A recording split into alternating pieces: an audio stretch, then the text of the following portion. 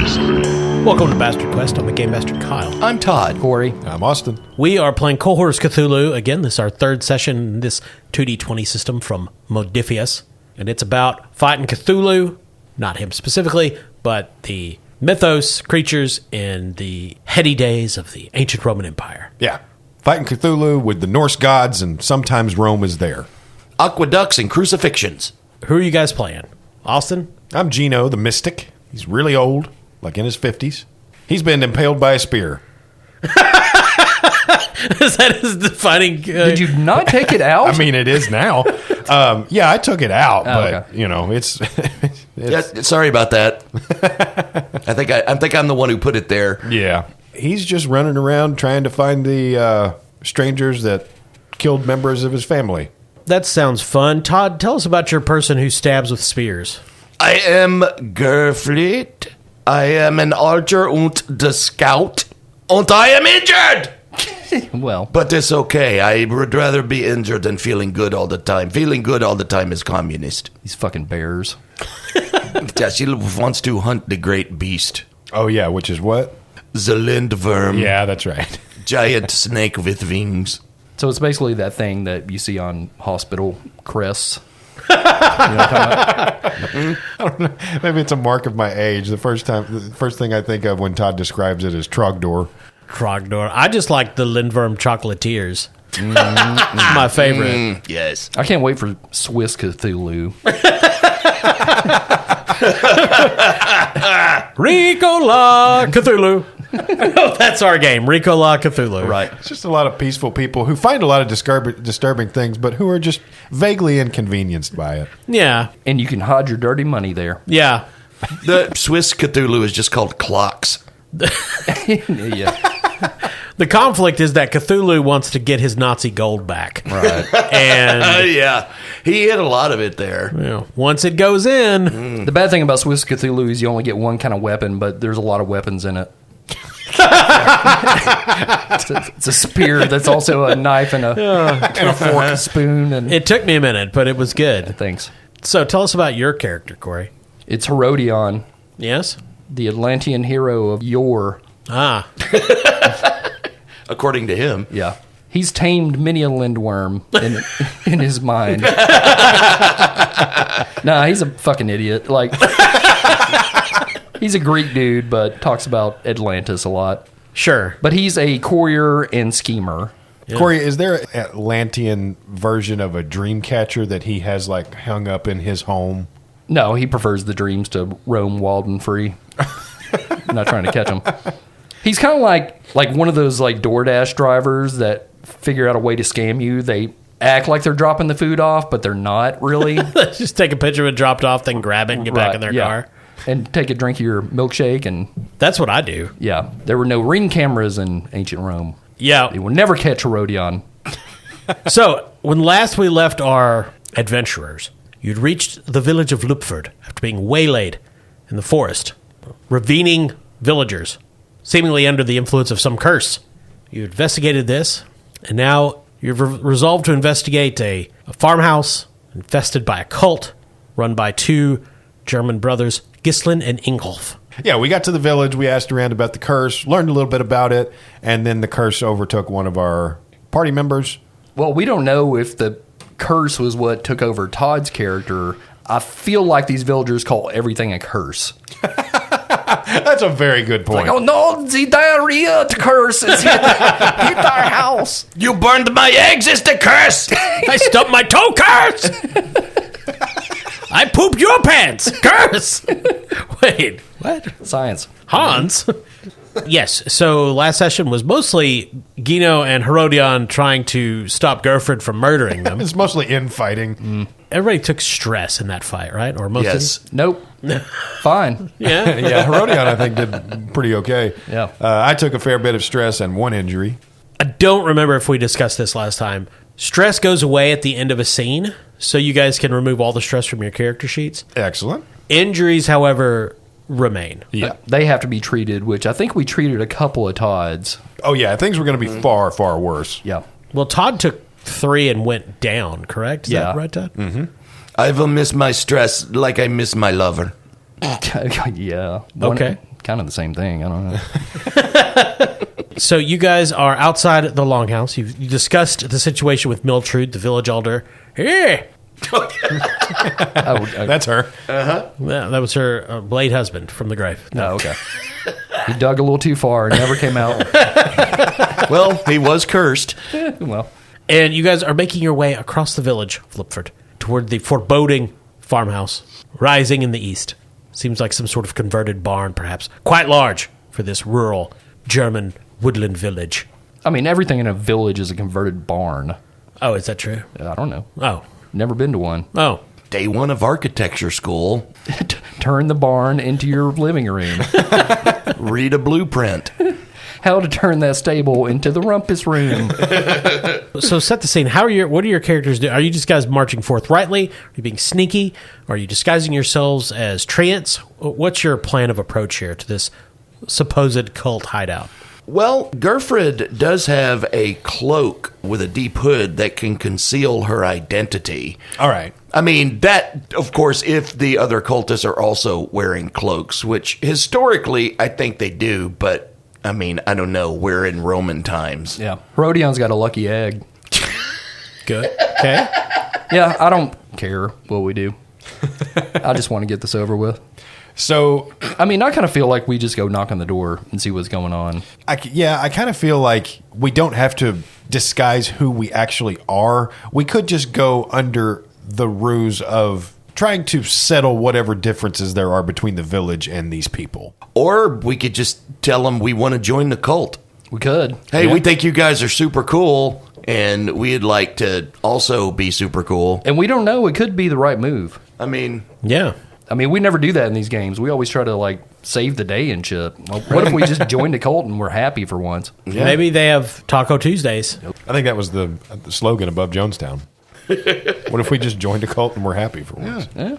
So you guys make it to the clearing around this large farmhouse. There's a few goats picking at grass around a tree. There's a large front door. It is open, and you could hear people inside. The sound of morning activities, voices, conversation. And you guys approach the front, and you're not being at all subtle about this. So it's clear someone from one of the windows sees you coming, and a large woman in an apron covered in flour comes out. And again, like this, there's just an open door. The door itself is open. It's the summer, so it's not like they have the air conditioner on to worry about. She comes out. Why for two are you approaching the farmhouse? Yes, we had heard about the workings of Gislin and Ingolf and thought we may learn a thing or two from them. Are you here to join the cult? Well, if it's that easy, then yes. I don't know. We need to hear your pitch. Many cults have been asking for our membership. Well, I don't know. You'll have to ask Gislin and Ingolf. I just do the baking. Yes, we would like to talk to them if that would be possible. Well, I know the one big selling point is you will avoid the devouring of the world. Well, that sounds good so far. Oh, yes. Thank you. By dying in ritual suicide before that. Well, that's, you see, you buried the lead there. Oh, I don't know. It sounds better than Christianity. It does. does it? Okay. Well, you get tennis shoes and Yeah. you self-castrate yourself. This is not fucking hell, Bob. Yeah, they give you some nice new sandals and a rusty knife. Jesus. Now go play. Well, come in, and you guys are welcomed into the main room of this farmhouse, which there's a large hearth where there's a fire going, and the morning gruel is bubbling away. What kind of gruel is this, miss? It is German gruel. Do you have a secret recipe? I put in oats and barley and cook them until they're indiscernible from lumps of lumps. Okay. Everybody has a secret. Just sometimes they're not cool. Oh, Yeah, yours is boring. Get away from me. Well negotiated. and there are a few, half a dozen people here sitting at a table eating their breakfast. They look dour and sullen, and they have cult, as Todd implied earlier, cloaks on. These people do not appear to be any threat to us. I think we could kill them easily. Let's go to the leaders. So, well, obviously you don't know what Ingolf or Gislin look like. One of the people at the table. So I've always wanted to work this line out, but I've never expected to be able to do it with this character. Gino looks around and, with his best Clint Eastwood face, says, "Who's the fella owns this shithole?" Austin, I wish I could have your life goals. Just, It's a simple life. yeah. Yeah. I bet you're just happy. All mine are stupid. I want to get rich. As a goal for this show? Yeah, sure. Oh, well, you know. I want to commit a murder. No, you know, Todd, you should also want Austin's, actually. Yeah. Just You keep should- playing games. Yeah. You know what? They say don't yuck on other people's yums. No, don't want what you want. Okay. Yeah, want what Austin wants. That's safer. So the cultists at the table look at each other. One speaks up. Gislin owns it, I guess. Yes, which one is he? We've been meaning to talk to him. Oh, they're down in the sacrificial chamber preparing a ritual that we're going to do today. Okay, thank you. Well, that sounds fine. What are they sacrificing? Well, nothing yet. Is it a secret? No, well, actually, it is a secret because we're a secret cult. Not really. Everyone in town know what you do, my friend. And one of them at the table goes, slaps that guy in the back of the head. It's because Troy is stupid. Tells all the secrets. Right, Troy with an I, I'm sure. Yeah. Well, of course. Yeah. That's the ancient Roman spelling. Well, of course, that's the Norse spelling. Yeah. No, you guys, you gotta join the cult before you go to the secret ritual chamber. You can't just go down there. Okay, we join. Okay, now you can go down. Cool, thank you. High fives, and down we go. Well, where is our cloak? There's a bunch of pegs on the wall nearby with cloaks. Gerfred just puts her own cloak on and throws the hood up. Wow. They're very impressed that you showed up with your own cloak. This takes initiative. It's not OSHA regulation, but we'll allow it. Where do you see yourself in 5 years? You're the kind of go-getter we're looking for in this cult. So you guys put on the cult cloaks, and one of them says, "Hey, you're not really here to infiltrate and kill all of us, are you?" No, we have no secrets. Okay, you guys one of you has to roll your deception, or lying, or whatever relevant skill. Okay, so I have a total between gravitas and persuasion of 16. God damn. Also have the silver-tongued talent, which means that persuasion-based tests are lowered by 1 for the difficulty. Good goddamn. What's this Conley old man? I guess nobody is afraid of olds. No. Well, they see them so rarely in this age. Well, Are you an elf? They're bewildered by Take your a threat. I was caught off guard. agedness. well, I do have roots in Atlantis, where you might have heard we were called the Wet Elves. Oh. Yes. No, we bear you no ill will. We simply wish to learn from the ways of the cult masters. All right. Convincing them that you actually want to join the cult and are not here to kill them all, which you are actually here to do, because let's face it, that's what you people do. It's difficulty 3. Okay, so that automatically goes to a difficulty 2, Which is- with my silver tongue talent. Not fair. Can I say, instead of focus of lying, can I be using my focus of charm? Just trying to get on their good side. I think this is pretty clear-cut lying. Okay. Like, you All guys are just lying straight through your teeth. Now, if Herodion is going to be offering any assistance or anything... Yeah, I totally can. And when was the last time an old man charmed you? They usually just smell. That's very true. Yeah. But yes, I can assist here. You two work on the deception. I will stand by for the murder. You know they can hear us. Boy, that bear knocked the wind out of you, my friend. We will conquer it. I think it was a lind bear. Oh, And a little lind tiny bear. wings that could not pick up his girth. Gerfred immediately pauses and can't move. The Linda Bear? Just imagine a bear with these little vestigial bat wings coming out of its back. Just- All of a sudden, Gerfred's carrying around a list that just says Lind at the top and it checks off every animal. Damn lind mosquitoes. I will murder this Linda cult.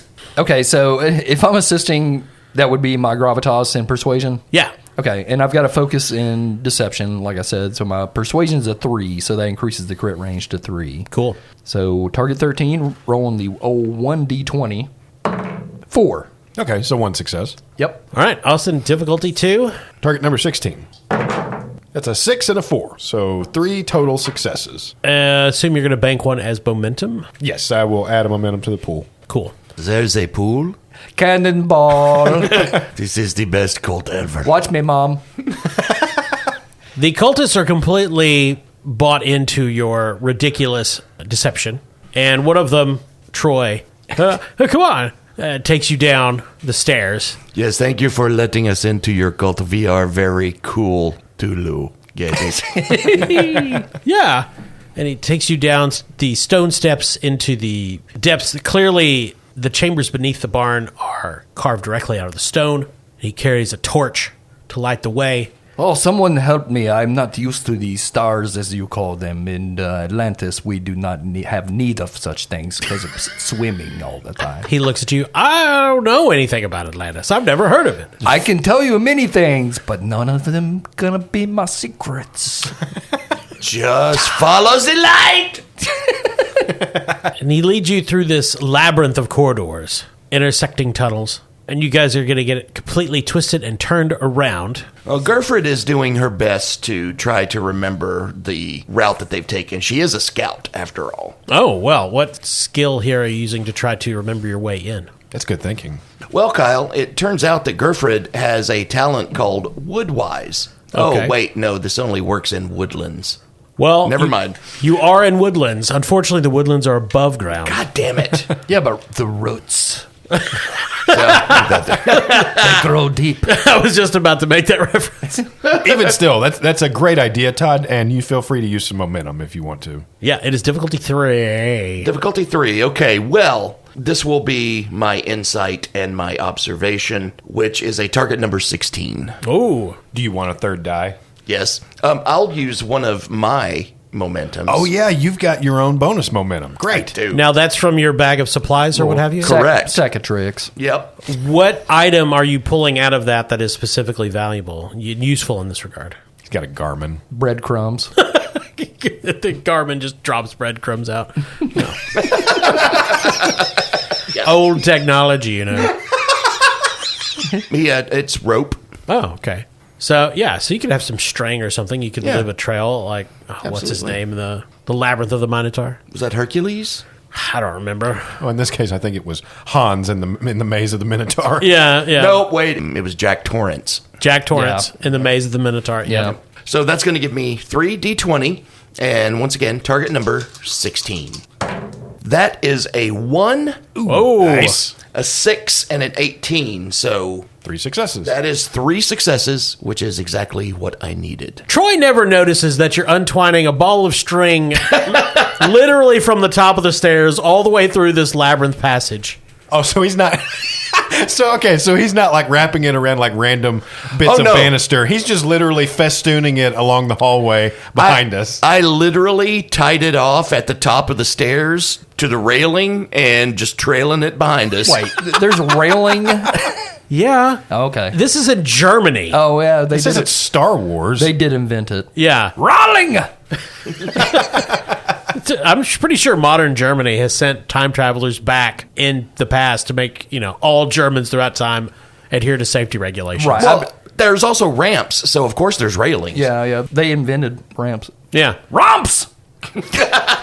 And when you get to the ritual chamber, which is this large domed room carved out of the underground, there's these stonemen here in a circle at the center of the room. Troy turns around.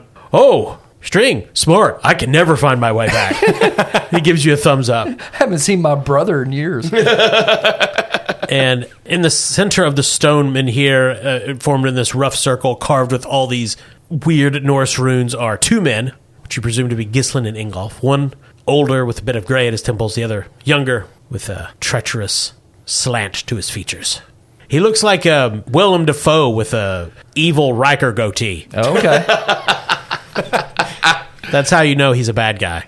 And they are muttering in an ancient tongue of German. I speak German. Guys, this looks like Secret Central. Yes, I think there probably are secrets to discover, but we'll try to discover them after we kill them. Are you pooping right now? No, I'm just trying to be incognito. Oh yes. Old men like me can't actually whisper. We just strain really hard. Have you ever smelled yourself? You're not incognito. I haven't smelled anything since the last war. If you two would be quiet, I could translate what they are saying. This is the first time Gerfried's like totally on point. Troy says, yeah, shh. He gestures to Gerfried. Apparently, the one at the end of that table hates the Romans because of their numerals. Well, it is a lot. So the actual translation is they are engaging in some sort of sorcerer's chant to summon forth the great beast to possess Ingolf. So, trying to take a chance, Gino turns to Troy and the other cultist and says, I think we can take it from here if you would like to go back upstairs. Oh, Troy led you down here by himself. Oh, okay. It's just you three, Troy, and then Ingolf and Gislin are in the ritual area in between all the stones engaging in some sort of dark magic. So then Gino passes him a copper and says, yes, that will be all. Thank you. I mean, I'm in the cult. I thought it would be that easy. Thanks for the tip. I mean, I'll hang out with you guys. I'll introduce you when they're done. Oh, I wonder if you could interrupt them briefly. We thought we might try to participate in this summoning they're doing. Yeah, I got to go to work in a little bit. Oh, we don't want to interrupt. Last time somebody interrupted them, they got really mad, and that person had to sit in the bad box. What is the bad box? It's a box that says bad on it. Oh. And you have to sit in there. So Gerfried has a talent called Eye for Weakness. I see. It says you are able to spot vulnerabilities in your quarry's defenses, natural or otherwise. Troy has low self-esteem. Well, I kind of knew that. Oh. I was talking about the other guy. Gotcha. Yeah. Makes sense. Those guys. I can spend momentum to obtain information in order to study a creature or enemy, and until the end of the scene, my attacks targeting that creature gain the piercing 1 damage effect or deal a plus 1d6 if my weapon already has the piercing effect. All right. So I am going to spend a momentum. out of your little satchel. Yep. Well, what item helps you assess some vulnerabilities from your satchel? I give Troy a bratwurst. Okay. Oh, thank you. And he takes it, starts eating it. And how does this help you identify the vulnerabilities of Ingolf or Gislin? When he's done eating, I ask him, can you tell me the vulnerabilities of these 2 cult leaders, Troy, as the grease from the brat flows down your chin like the Rhine River onto your chest, you big, sexy hunk of man, you. Oh. Oh, Lord. I'll tell you anything you want, ma'am. First non-gruel he's had in months. Yeah, so he tells you that contrary to popular belief, Gislin is believed to be the true head of the cult, but Ingolf is the real practitioner, and is much more dangerous. Also, so Gislin is more of a figurehead. Yeah. Okay. Guys, Gislin is a mere figurehead in Gulf. So George W. Bush. Yes. Cheney's the real. Got it. Exactly. Which is exactly who they look like now. Oh, God. Yeah. So many things about this cult just clicked into place. Yeah. So if we are going to stage an attack, it should be against Engulf. Okay. Gino begins hobbling over to the cult circle like an old man who just got lost and is looking for the restroom. So as you approach, you can feel the intangible power of the ritual pressing against you, almost like a force. You will have to fight against it to approach closer to them as the intensity of the ritual grows more powerful with each passing moment. All right. So even as he plays it kind of incognito, as if he's not really putting forth much effort, he kind of holds out his fingertips and tries to strengthen his resolve as he walks through the force. All right. What are you using to push yourself into the ritual space? Can I make this a will and resilience check? I think that sounds accurate. Yes. Okay. His will is 11 and his resilience is 2. So it's target number 13. So not All right. bad. And I'm going to spend a momentum and get a 3rd die. All right. What's the difficulty? Difficulty 2. Okay. And you can hear your heart beating in your ears as you push forward. Thum, thum, thum, thum, thum, thum. Because my hope is that Gino just appears as this frail old man right next to them to ask seemingly benign questions, but to hopefully put them off guard while they're wondering how I got through.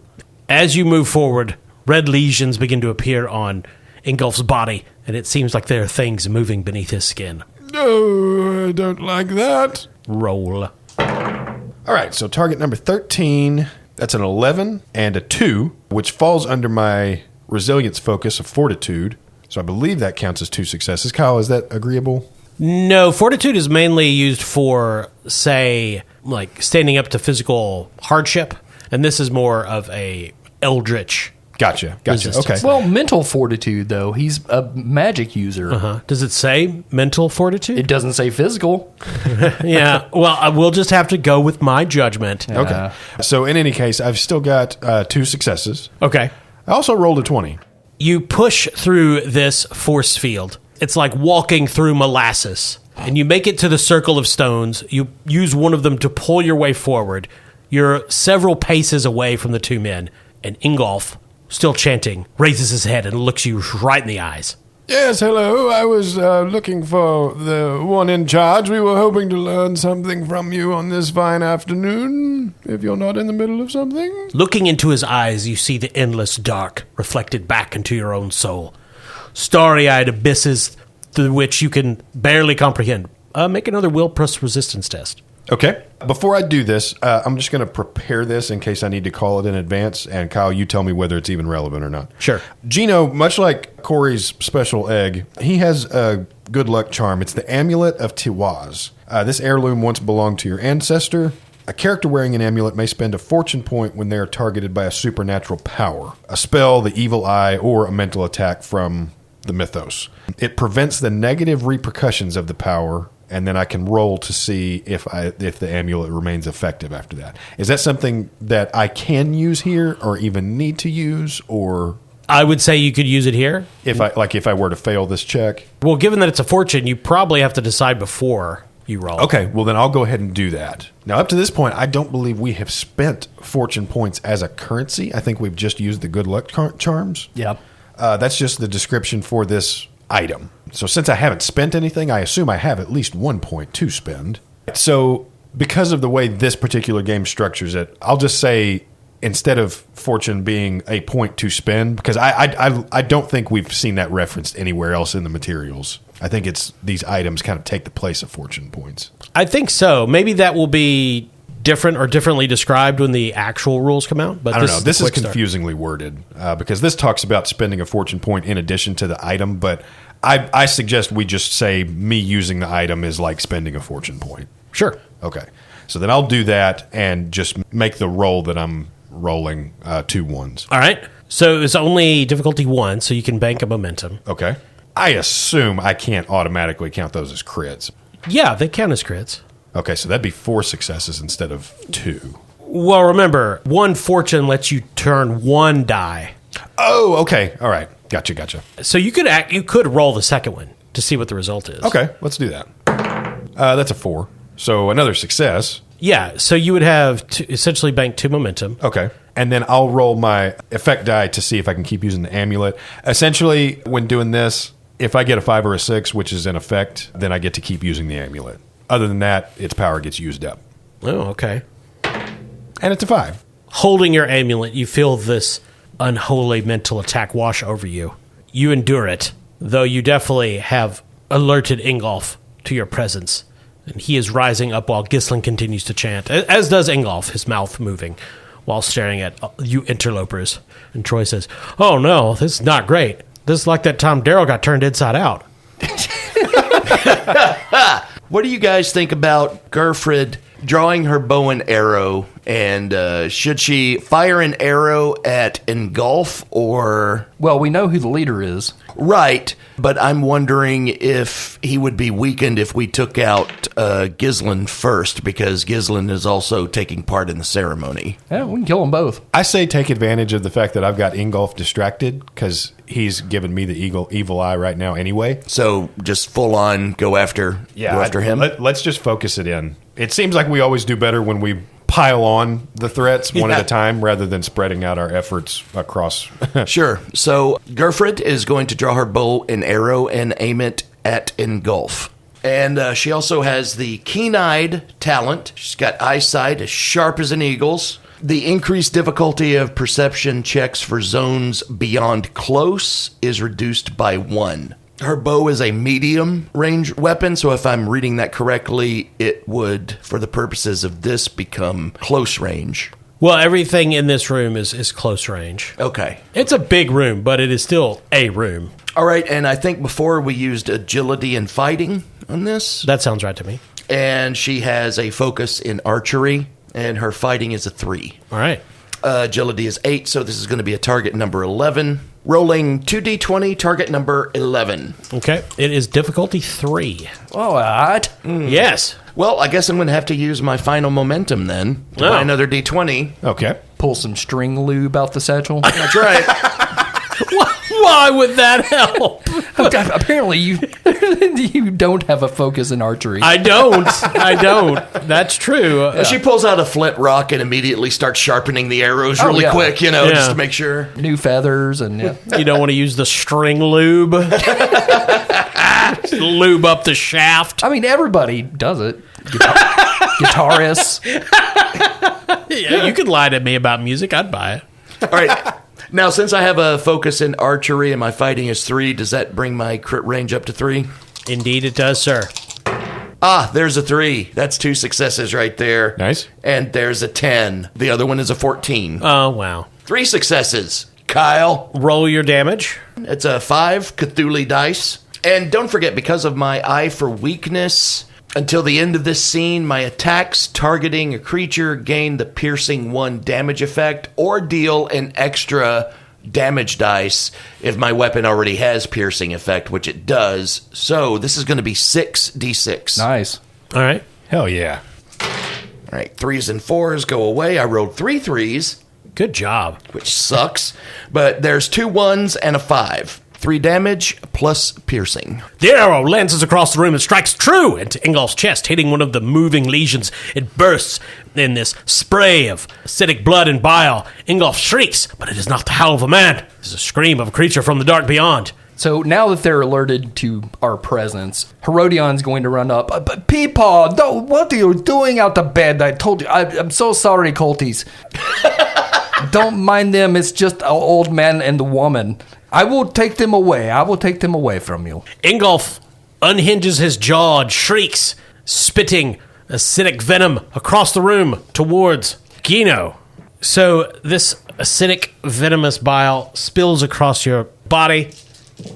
You take 4 damage, and there's 2 effect. You feel venom seeping into your veins. You receive the new truth, poisoned.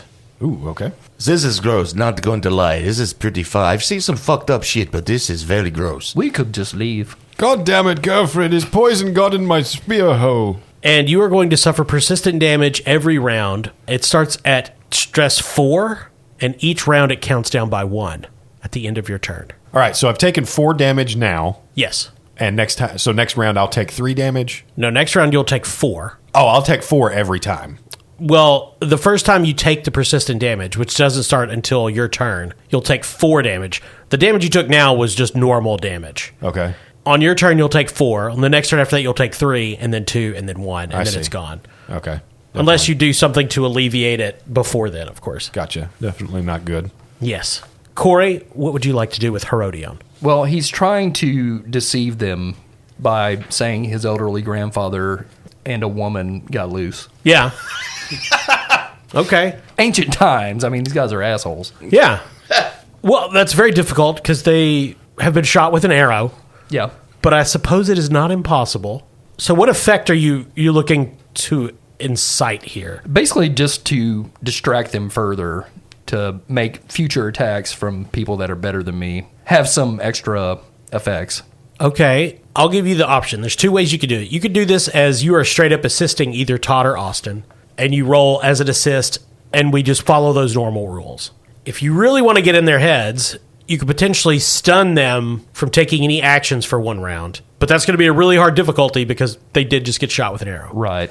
I'm just going to try to distract them in general. With an assist? Yeah. Okay. Are you going to assist Gino or Gerfried? I think Gino's not long for the world. In many ways. Mm-hmm. Even if we hadn't brought him down here. I've literally taken 4 damage of my 16 available stress. Oh, yeah, you're good. He's not good. Oh. No, he's dying. He has congenital heart failure. That's fine. So I've also got a similar item to Todd's satchel of infinite fun funds. I've got a papyrus scroll skill kit. Oh. And it's essentially does the same thing as Todd's bag. It gives me 3 bonus momentum for buying D20s. That's Yeah. my personal pool. I see. So I'm going to use one of those, so that'll give me 2 die. All right. for the assist. Yeah. What are you preparing from this papyrus writing kit that assists you here? He basically pulls out a scroll and says, "You'll see I have power of attorney over these two." You see Gislin still chanting, lean forward to look closely at the writing on the power of attorney scroll. Right. Yeah, roll your assist. Okay. Gravitas and persuasion. Got a focus of deception. So target number 13. Crit range is 3. It's a 3 and a 16. So 2 successes. Todd, you will have 2 bonus successes on your next round if you are successful, of course, on your roll. And Gislin looks up. Yeah, it says power of attorney on that. Ingolf, maybe this is legit. And his brother's covered in these moving lesions with an arrow sticking out and just slaps the shit out of him. Top of the next round. Any player can go first. So Gino's going to take a turn. All right. And he's going to try an AoE effect attack to buy us a little time. Gino's going to use the Curse of Loki and get in the enemy's heads. They're already very confused. Yeah. They don't even know what an attorney is. So Yeah. Under the Curse of Loki, they're plagued by terrifying visions of giants and monsters, of fell creatures and foul entities from the icy waste sent to bewilder, mislead, and demoralize. the giant Lynn duck. Yes.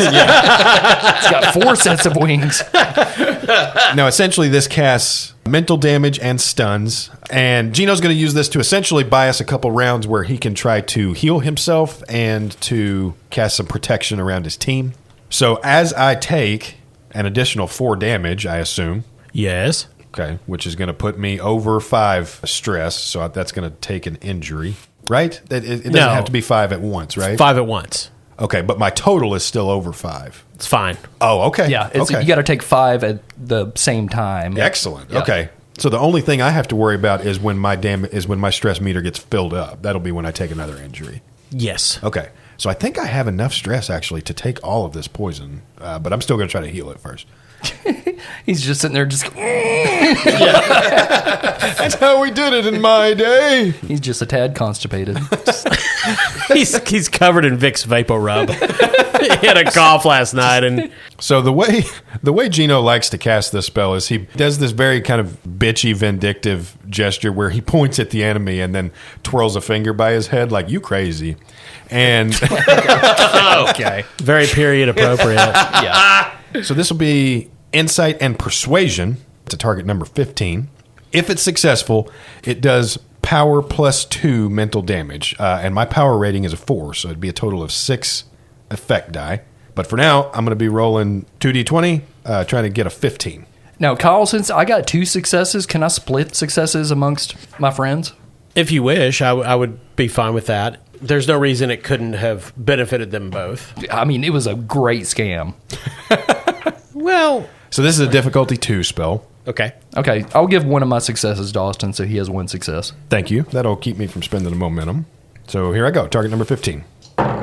There's a 6, and is that a 1? It is not. That's a 7. So total of 3 successes. So I'll bank another momentum, and that's going to be 6 total effect die. Kyle, you may need to interpret how this works. The spellcaster inflicts power plus 2 mental damage with the stun damage effect on all enemies. Now, does that just mean for any effects that I roll, it applies stun? Yes. Okay. There's a 2 6s, and 2 5s. So a total of 6 damage and 4 stun effect. So you got 4 effect. So you need a number of effect equal to their resilience in order to stun them. And you see Gislin stops chanting, holds his head, and begins stumbling back, almost falling out of the circle. Ingolf, his eyes begin to bleed, and he screams at you in a language none of you speak. He does not seem stunned. But he did still take the total 6 mental damage, right? Yes. And how long does that stun them? So I believe it stuns them for 1 round, Okay. but Ingolf is not the one stunned. So he lunges at Gino. I'm going to spend a threat. So also, you need to roll your agility plus fighting Okay. to beat him. If you win, you can inflict damage. So he lunges at you, pulling a ceremonial dagger from his belt. Okay, that's a total target number of 7. I think I'm going to spend... We've got lots of momentum. All right, rolling 3d20, target number 7. There's a 5, a 6, and a 20. 2 successes. Yes. I have 3.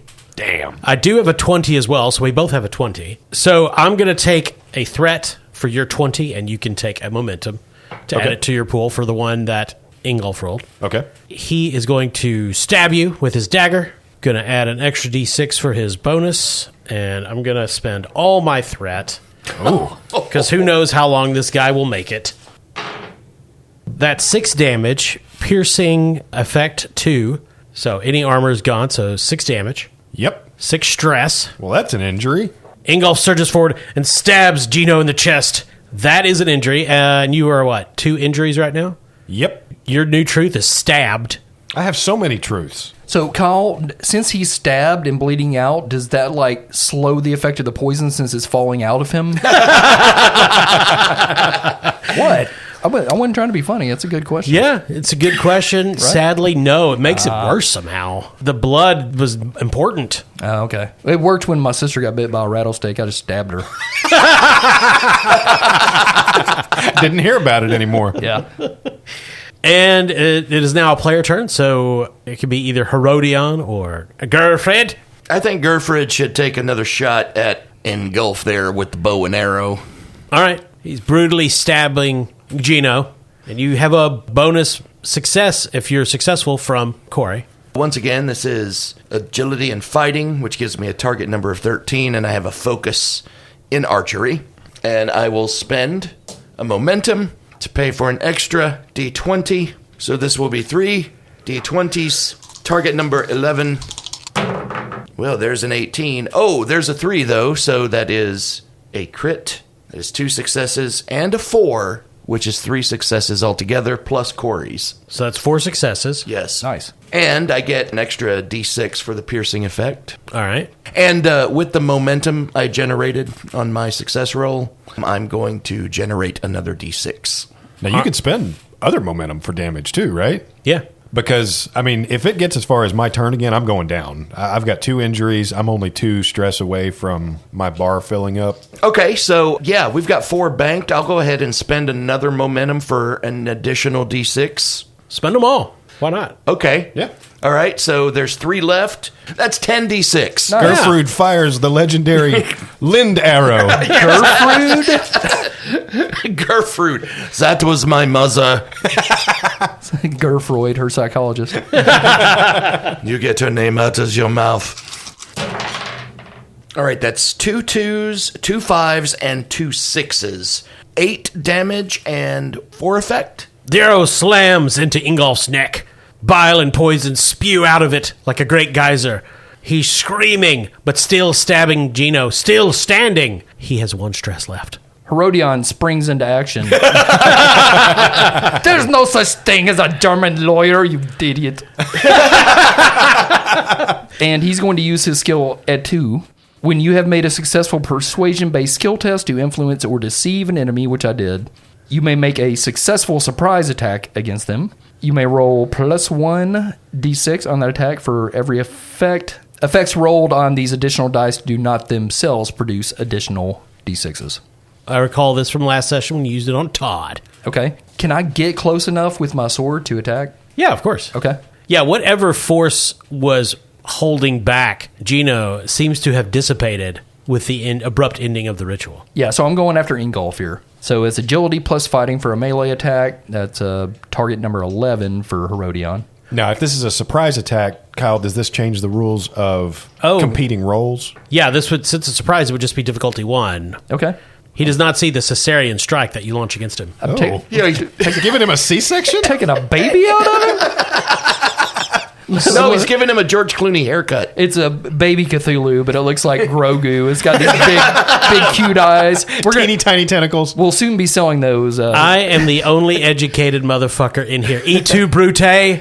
Caesar's last words to Brutus. I get it, but Then you should appreciate it, goddammit. I All don't the think work that I word do means what you think it means. Yeah, well, it's it's called Caesarean because it is because he was a C-section baby. Oh, I see. Oh, I thought it was because when Brutus took a baby out of him. He did that too. Okay. That's history. I feel like you're making that up. Yeah. No, I think they did C-sections in ancient Rome. I think You would have that's- had to. Right? Yeah. That was pretty much. That was the only I mean, way. standard practice, I think. That was how you birthed. Well, Yeah. the Christians had all the vaginas sewn up. Yeah, That's what it was. we're about 6 months from that happening again. Oh, the great sowing of the lady parts. That's where you reap what you sow. Comes from. I remember Caligula. Paul was a dick. Yeah, Caligula wrote about that. He sounded pissed. This is why I made my horse a senator. So agility plus fighting. So target number 11 here. All righty. And I just need one success, right? For the That's all sneak you attack. need. Yeah. Ooh, that's a 20 and a 16 for Rodion. He accidentally stabs him with the scroll. I'm gonna take a threat. You're running across. It looks like it's lined up, and Ingvalds turns, and he's still holding on to Gino, and he just bumps Herodion out of the way with Gino's body. I will deflect it with the old man. I'm sorry, my friends. I am not good with paper. We don't have it in Atlantis. And it is top of the next round. Who wants to go first? I'll go first. Okay, because that means you would immediately Yeah, take Gino collapses. Okay. Oh, again? I'm taking this round is going to be, I believe, 2 damage I think you're right.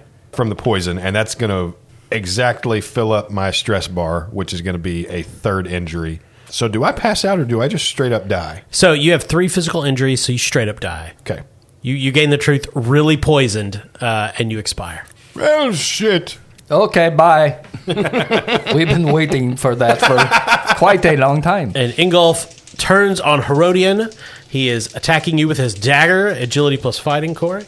Okay, I'm going to use one of my other momentum from my Satchel of Scrolls to pull out another scroll to, deflect. Yeah, fighting with sword and scroll. And I unroll it, and it's porn. To distract them further. What is Bukaki? So I got 1 success. Well, I rolled a 17, an 18, and a 19. Ouch. I feel like you're going to be fine. He's very distracted by the unfurling scroll. Right. That just keeps unfurling. It just keeps going. Right. It's like a zoetrope, actually. Now, because you won, you can inflict damage on him. Okay, right back at you, Wolfman. And he's hairy. So am I just rolling damage here? Yeah, you won. Okay. So that's 5d6. That's 2 2s and a 6. So 5 damage plus an effect. He has 1 stress remaining. Okay. So how would you like to slay Ingolf? Herodion lurches forward and says, "Want no secret? You no live." Chilling words. Yeah. So Herodion lunges forward with dagger in one hand, sword in the other, and stabs all the parts of him that don't have the gross lesions on it. So you just get normal blood, and that is his weakness. Yeah. Bleeding. Let's see. Kind of glad Gino's dead, just so he doesn't have to hear the inevitable endless tirade of talking about being the one guy that killed the bad guy. He will never shut up about this. I'm from Atlantis and I kill. Dude, I told you we were stabbers. The great sorcerer is slain. Gislin never awakens. He is trapped forever in the torment of Loki's realm. Troy...